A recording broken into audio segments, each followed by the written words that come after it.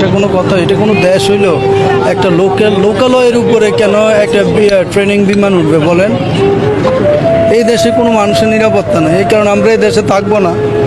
আমরা পুরো ফ্যামিলি দেশ থেকে চলে যাব। আমার ছেলে ব্রিলিয়েন্ট স্টুডেন্ট, পুরো কলেজে ফার্স্ট হয়। আমার ছেলে সবচেয়ে স্মার্ট। Please please.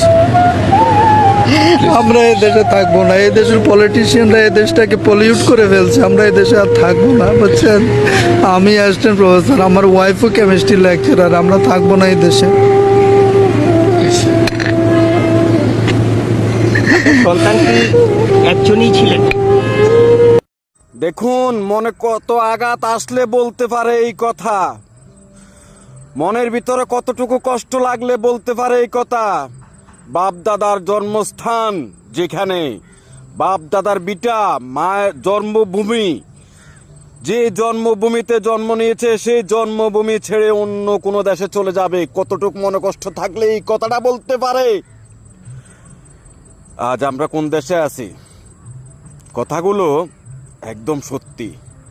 আসলে আমাদের কোনো নিরাপত্তা নাই, আমাদের সন্তানদের কোনো নিরাপত্তা নাই।